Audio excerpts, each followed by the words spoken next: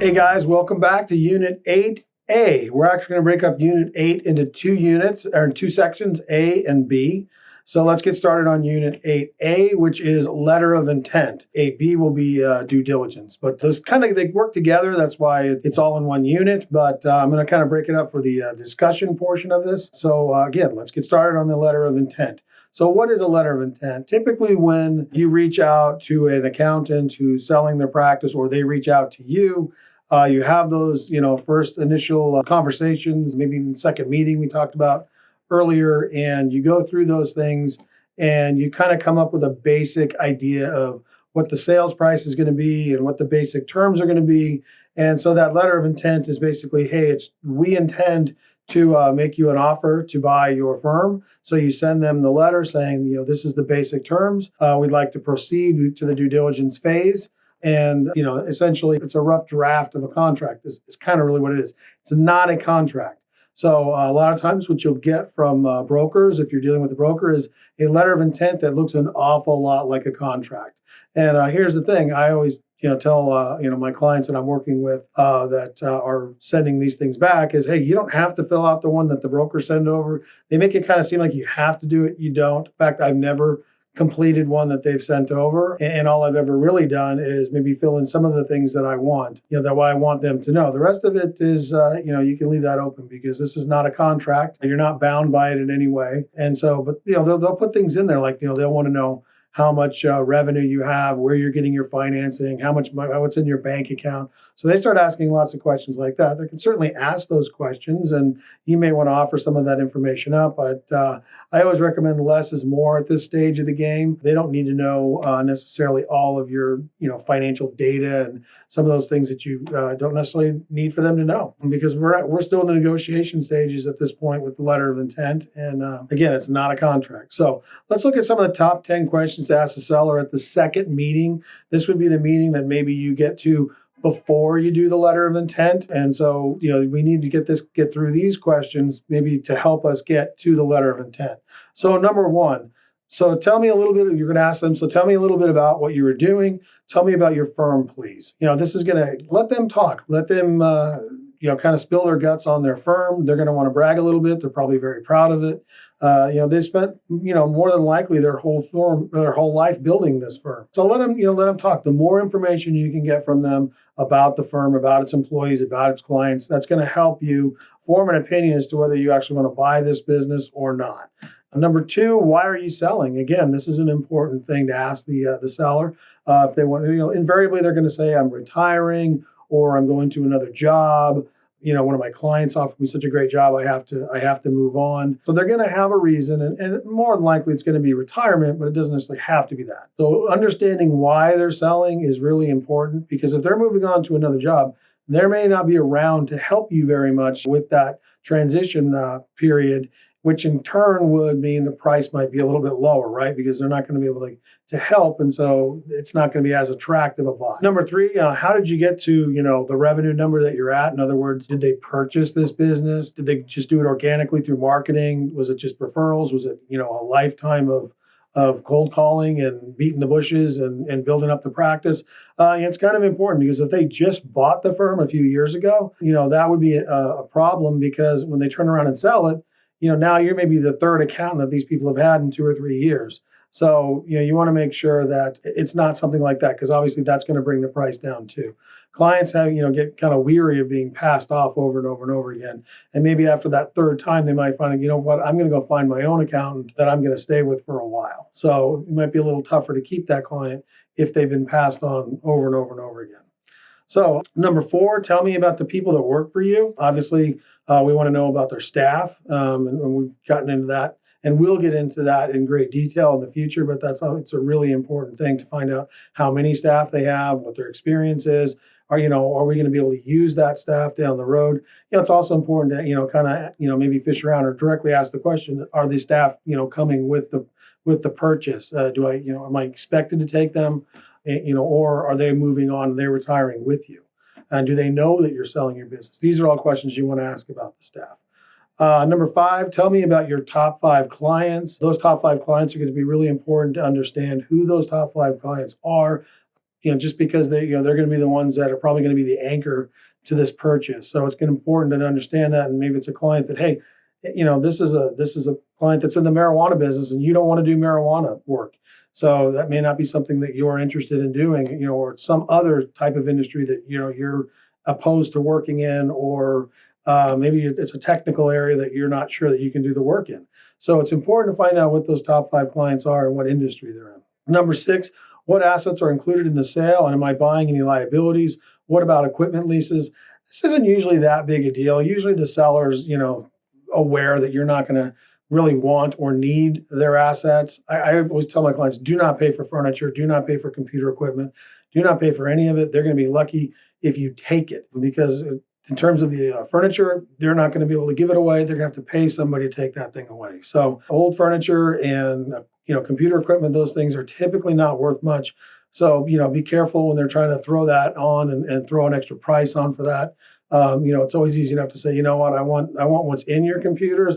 I don't want your computers. If you don't, if you're going to charge me for them, then just give me the data and I'll put it on my own computer. So and of course, taking on liabilities.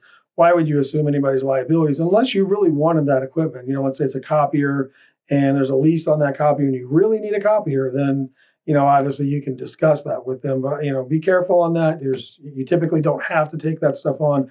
That's the seller's obligation to get rid of their equipment, their furniture, and their stuff. Number 7, how much are you asking, and how did you come to that number? That's kind of going to be the golden question of the day here. Number 7 on the list is, okay, so what do you want for this? If you haven't already come to that number, and that number might also be, okay, we've come to a generic number, an overall number, but how are we going to pay you back? Is it going to be a loan? Is it going to be a payback? Is there going to be a down payment? Obviously the smaller lists, I say that, the less, down payment you really have to make, if anything, on some of them. So, these are, number 7 is kind of where you're starting to get to that, the nitty gritty of the discussion. So, number 8, how long will you stay on to help with the transition?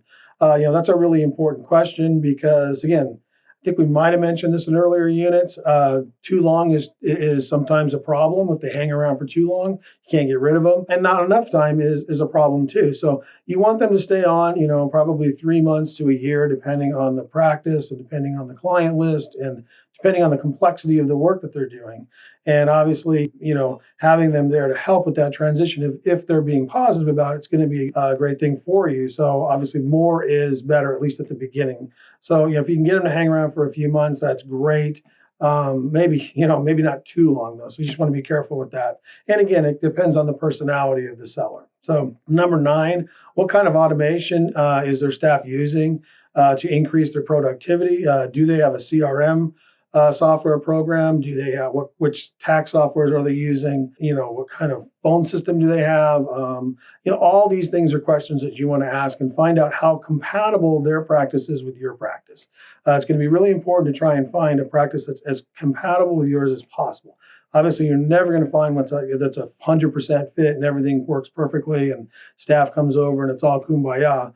That's just not going to happen. But you want to try and get as close to a fit as you possibly can. And here's where we start finding out what some of these things are and how this all works. Sorry, number 10. And here's the last one I like to say is, and just one more thing to make this easier for me to buy your firm. Will you run a spreadsheet of your clients in descending order of billing? You don't need their names. That's going to be confidential. You can delete, you can tell them, delete the names from the spreadsheet. But we'd like to see the type of business, obviously the billing that the business is, is the billing amounts for the annual billing. And also, if it's possible, the age of the individual clients and the owners of the businesses, because that's going to be a big factor. If this is a really old practice with really old clients, then obviously the price needs to be adjusted accordingly because those clients may not be, they may not hang around as long as somebody else might. So seller may become a little bit uncomfortable with question 10. It's understandable. So it's also part of the process. So, if the lunch meeting goes well, the client has already started daydreaming about how they're going to spend their money. That is perfect. We want them to emotionally committed to it. We want them to start thinking about what they're going to be doing with their family and how they're going to be on vacation all the time and they're not going to be working tax season anymore. Those are the things, and that's the place where we want them to be. So this is going to lead us to, going into that due diligence phase is, we want them thinking about us as the buyers and we want them to be thinking about basically that transition period. So this might be the time actually before you get to the due diligence phase and before you get to that actually filling out the letter of intent and sending that over, to give a professional a call, somebody like ourselves or somebody that you're aware has been through the wars of these things before, buying businesses and selling businesses and doing these kinds of things, because this is where it can be kind of important to make sure that you don't overdo it on your letter of intent going in, but you don't want to underdo it either. Otherwise, they could immediately lose interest in you and move on if it's a practice that you really want. So finding that sweet spot where, you're giving them enough of what they want and but you're holding back some information, not holding back information, but holding back the ability to bring the price back down, maybe closer to where you want it. So you got to leave these doors open and close the ones you don't want them to be looking in. So if that makes sense. So if this, again, we talked about this earlier, if the seller is using a canned version of their letter of intent, don't feel like you have to use it. You can just type up the letter yourself. You can, just pick some quick bullet points and say, this is what it is. Obviously, if it makes you feel more comfortable, run it by your attorney. Say, look, I'm bidding on another business. This is the letter of intent that they want me to fill out. This is the letter of intent that I'm going to give them. Do you see any problems with that? I'm going to guess your attorney is going to say no, but obviously I'm not a lawyer, so I can't get in the middle of some of these things too much, but I can just tell you my experience has been that less tends to be more with these. But I do recommend that you at least spend a little bit of time and talk to your attorney about what they feel like a good letter of intent would be from you as a buyer, and obviously giving up as little information as you possibly can, and leaving yourself bargaining room in terms of price and how much financing you have and how much cash you have available. So before presenting any letter of intent in writing, you will want to look over some basic data from the seller, look over some of the stuff that they give you at the front end, review your notes on those 10 questions. But the data they're going to give you usually comes prepackaged from the broker, or you're going to need to get it from them if it doesn't come from the broker. And this would be a basic P&L, sales from the practice, and then obviously the wages and salaries of the staff that's working there. That's some basic information that you're probably going to get before you get into any due diligence phases, and really probably even before that second meeting. But have that information available when you have the second meeting, and have that information available when you start preparing your letter of intent, because it's important, because we're going to make the assumption at that point that information is valid. That's when we get to the due diligence phase, where we start talking about, is it valid or not valid, and adjusting the price up or down based on that information. So if this is a firm that you're particularly interested in, the letter of intent should be written and convey a solid starting point. The seller doesn't let you in and conduct a due diligence, then obviously, if they don't let you in, then obviously this is probably, should be a done deal. If they don't want you to come in and do the due diligence, then I wouldn't proceed any further than that, because it's too much risk and there's too many other firms out there to buy to have somebody shut you out on such an important thing. So, I would assume that if they say, hey, we'll accept your letter of intent, but we're not going to let you do any due diligence, that should be a deal breaker for you at that point. There's no reason why they shouldn't let you in to look over the things if the letter of intent meets their satisfaction. So, we were negotiating with a firm in Las Vegas, and I actually put the example in the material. We were looking at a $450,000 firm.